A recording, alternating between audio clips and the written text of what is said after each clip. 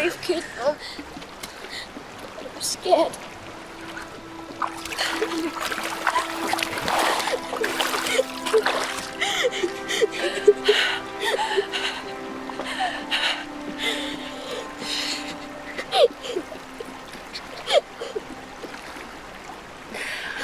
I'm scared.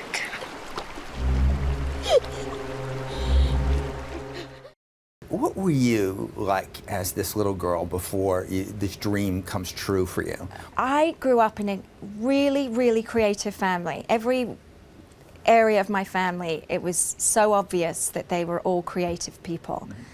I couldn't draw. I couldn't sing. I couldn't do any of these things they were doing. You know, my grandfather is a builder and could make things. My brother could paint battlefields from the age of 3 or 4. My mother was a painter. All her sisters were painters, and my grandmother everywhere. And I couldn't do those things. I thought I have zero creativity. And this was really a frustrating way to grow up. So I felt very confused about who I was. Did you sit in corners or did you act out in a very bratty way? I don't know. I think I was shy and removed and feeling a sense of, you know, like an outsider.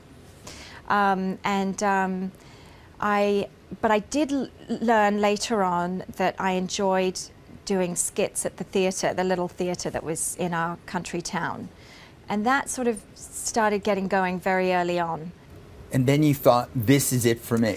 Well, no, because I didn't know that that was going to be, I didn't understand that that could be a job or a career. When did that happen, though? When was that moment in your childhood where you said, could be? I was, when we left England, I said to my mum, okay, I'm really upset about being taken away from my friends. Okay, you can fix it by putting me in drama school when we get to Australia. And so she agreed. And I had got into that whole, the Alan Parker Fame movie and then the TV series. Oh, Fame, see, that has changed the lives of so many people. Yeah, it really did have an effect on me. Not because I wanted fame, but because I wanted to be in maths class or some sort of class dancing on tabletops with leg warmers jumping into the arms of a gorgeous black man or something. Yeah, I mean, yeah, so that's what I wanted.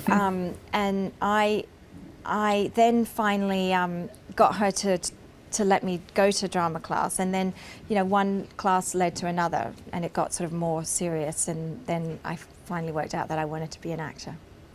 Now, let's talk a little bit about what you're doing now. Did you just finish the Princess Diana movie? Yes. Now, that has to be a bit of a pressure.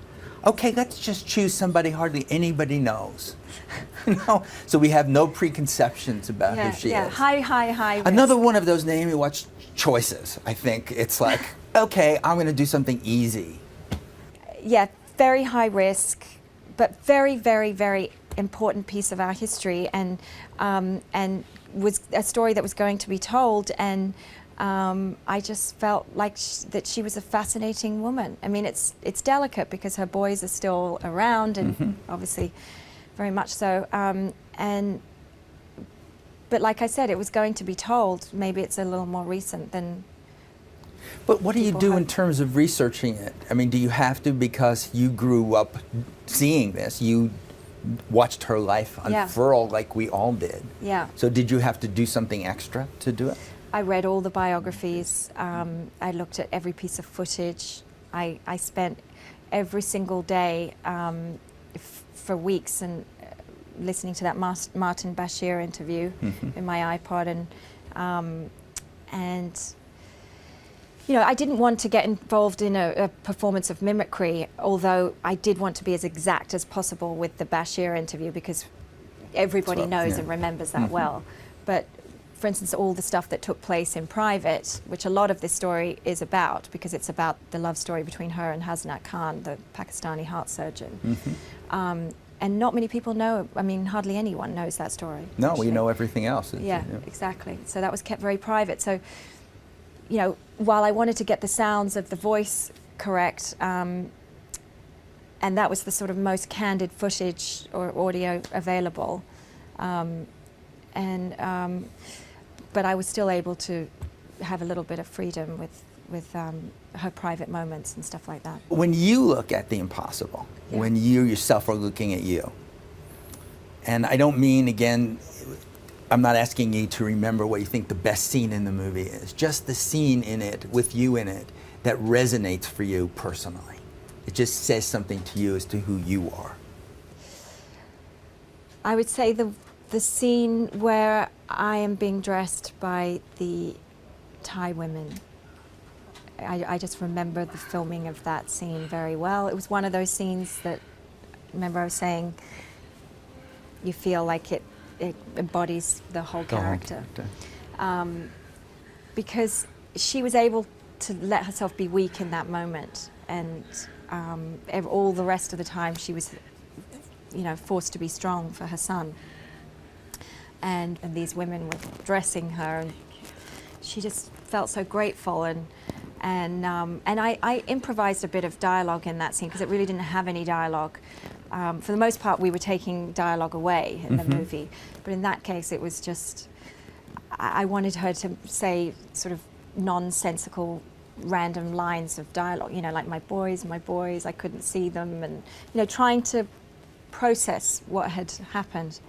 All right, well, we always end every show with song. Oh, does it really have to go that way? It has to go that way. I mean, I'm not putting any pressure on you. Thank you, but yes. I often feel...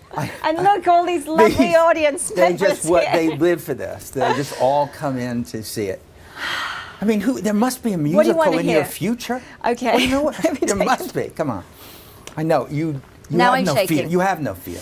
No, I was thinking of doing a joke song because they told me that you were going to do this. Really? And you or still a Christmas came? song. Wow. Yeah, I know. Great.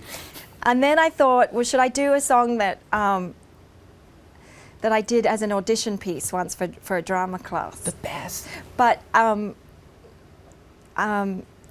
it seems too serious. We don't really care what it is. We know that you've already done a comedy. There are worse things I could do than go with a boy or two, even though I can't. You can do it. Can it stop there? No, or? just one more, Okay. a little bit. Okay. Even though the neighborhood thinks I'm trashy and no good, I suppose it could be true, but there are worse things I could do. I could stay home. Go on, you do it. I can't do Rizzo.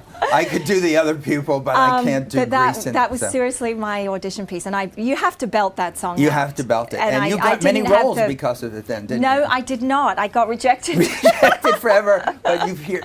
If Sorry, any filmmakers Stockard. are out there now, I think it's time for a remake of Grease, starring Naomi.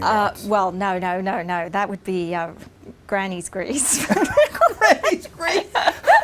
That's it. Now I'm seeing how you really think, you know. Okay. But I thank you. Thanks, Peter. Best of luck.